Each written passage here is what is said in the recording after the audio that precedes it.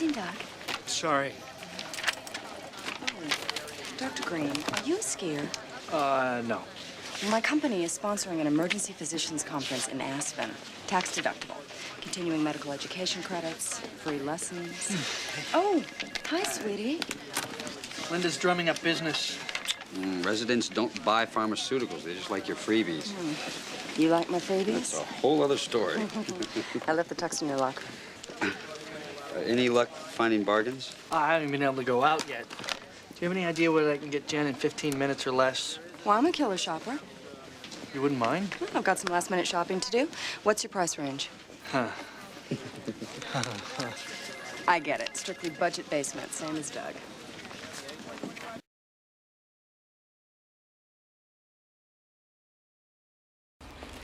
Look, hey, Beth got married there and it was lovely. Oh, yeah, your sister, great. Maybe I could borrow her wedding dress, too. Look, Tag, you know what? I hate it, okay? Isn't that enough? Sure, fine. I'm sorry. I'm tired. I was up all night with Tatiana. I'm worried about her. I was thinking that maybe I could do more to help her. I was thinking maybe we could adopt her.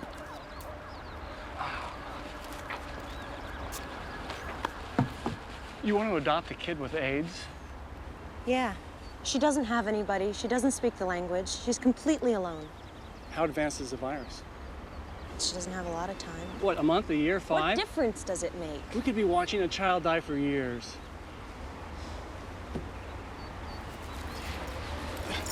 Why do you have to do this now, 3 months before the wedding? Why? Because she needs us now. So if I don't want to do this, does that make me a bad person? No. I have to get back to the hospital.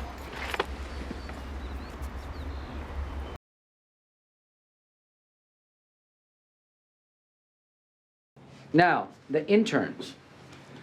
The peripatetic Dr. Gates did an inadequate history. He ordered tests without consulting an attending. He was busy. That's not unusual. See, again, you're arguing that incompetence and sloppiness are the norm, and that's no way to impress me.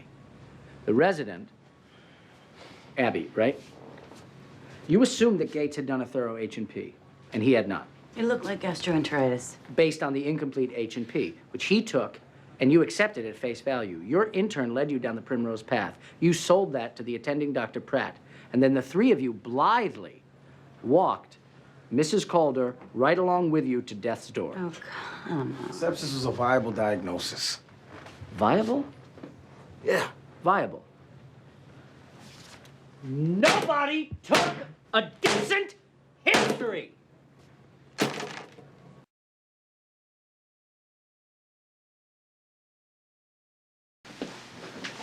Hey. Oh, that's funny. I was just thinking about you. Pleasant thoughts? Very pleasant. Have a seat. Actually, I feel like I owe you an apology. I know that lately I've been difficult, to put it mildly. And I'm sorry if I've embarrassed you. You haven't embarrassed me. I'm worried about you. Well, I've been pretty depressed. Have you thought about talking to someone? A therapist? Well, things are starting to fall into place. You know, I wouldn't worry too much. So, are we still in for dinner? With your sister and her new beau, I wouldn't miss it. Maybe we can talk afterwards. I'd like that.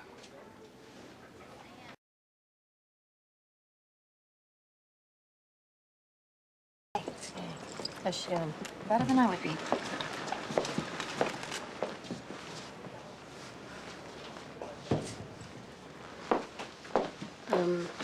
How was your meeting with Romano?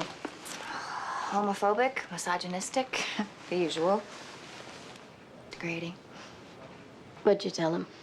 The truth. Shannon Wallace was a young woman experiencing a severe sexual identity crisis that she needed to know that being gay is not an affliction. Yeah, and what did you tell him about us? Oh, I see. Don't worry, Carrie. Your secret's safe with me. That's not what I meant. No, what did you mean? No, you think that I am the only one who has problems with this, but that is just universally accepted, but that is not true. So what? So we're supposed to skulk about in the shadows because some narrow-minded individuals disapprove? No, I just think that you are fooling yourself. How many openly gay women do you know in hospital administrative positions? Carrie. None. It doesn't happen. What does that have to do with I'm anything? trying to explain to you why this is difficult for me. Guess what, Carrie? This isn't about you. This is about a confused and frightened young woman who would rather kill herself than deal with the stigma of being gay. Maybe it is about you.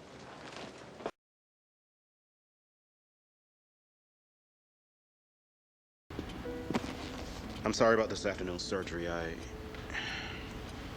know it was disappointing for you. It was for me. It was. Dr. Hicks was absolutely right. I did overstep my bounds. You did. That's exactly what I expect of you. Angela Hicks is a superb surgeon. I've never known her to make a significant error.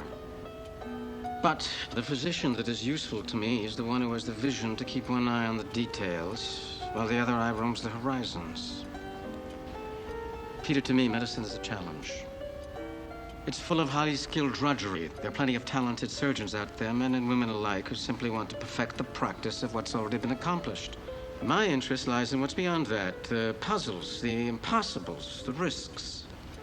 That's why it's been an honor to work with you. Is it? Really? To tell you the truth, Peter, I really haven't been able to tell whether you like it or not. No. Believe me, it's been the best and hardest work I've ever done. Good. Good. That's music to my ears. I was beginning to fear that I saw something in you that you didn't see in yourself. I want to see it. I'll drink to that.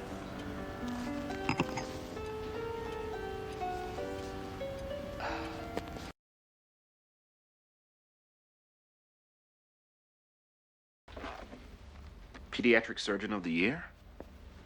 The Price Award? Oh, man. It's very prestigious. I wanted to tell you I was really pleased with how the Armitage surgery went.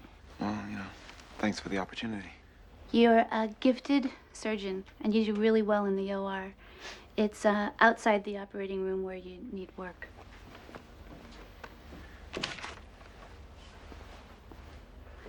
Peter, pediatric surgery focuses on the child, not just the illness.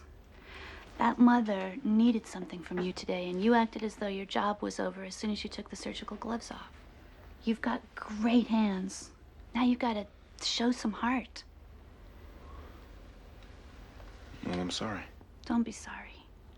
Learn.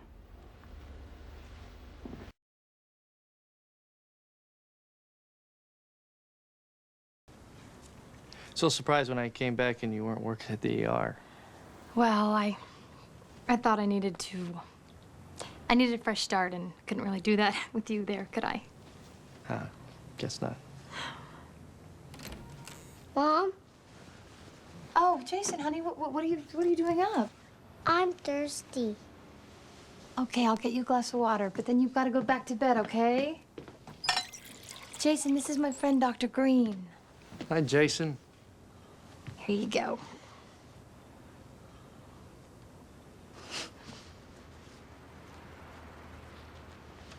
Jump in there, sweetie. Sleep well. You got him back. Yeah. Good for you. Thanks.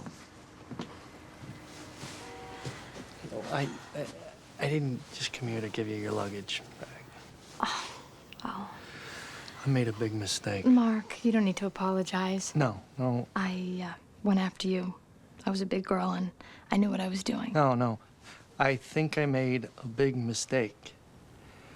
I mean, we were great together. Mark, you don't love me. I deserve better. You do. I could, No, you can't.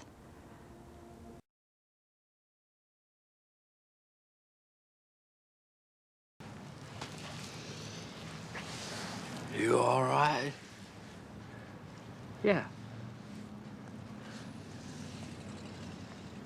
You look tired. What is that soap? Plain old ivory.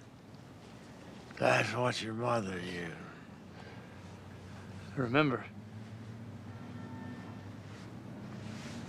every night when she would tuck me in, she'd give me a kiss and I could smell the soap on her face.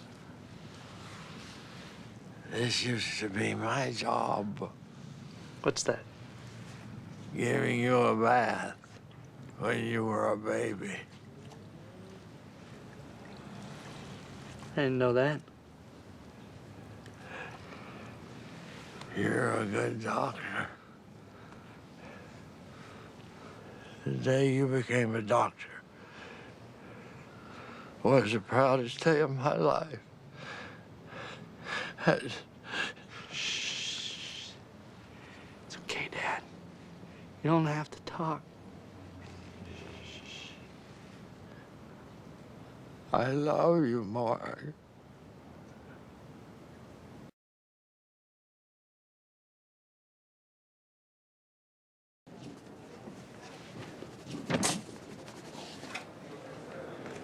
What are you doing? Waiting for you. Can I see? You're beautiful. Yeah. May I see? This is Dr. Legaspi. Psychiatrist? Yes. I don't need you. Abby tells me you have bipolar disorder. How long have you been off your meds? Am I off my meds? Why'd you stop? I don't like lithium, all right? It makes me tired. It makes me sick to my stomach. I can't do these on drugs. I can't do anything. What medication are you on now? Prozac. I was depressed. The doctor at my HMO, he gave them to me. You need to stay away from all antidepressants. They can trigger a manic episode. She knows.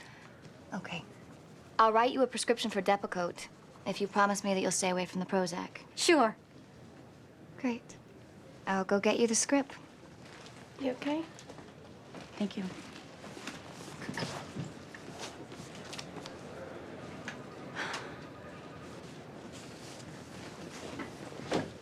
So are you gonna take it? You bet.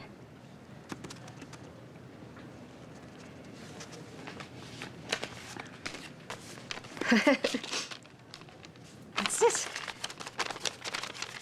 I called. That's enough for a bus ticket back to Tampa. Oh, don't. Really, don't. Don't start. Mom, I can't have you here. I told you that last time. I can't do it anymore. Honey, I came here to be with you after what happened with Richard. I'm and everything. fine. Just Just please go home. Why do you want to hurt me, Abby? Why do you want to hurt me? I didn't ask you to come here. You just showed up. Off your medication. Again, wearing a dress that would look ridiculous on a woman half your age, running around the hospital, screaming, humiliating me. Oh, no, the crying and then the depression. And you know what comes next? Weeks of me worrying that I'm gonna come home and find you dead in my bathtub. Or maybe with your head stuck in my oven. All right. All right. All right.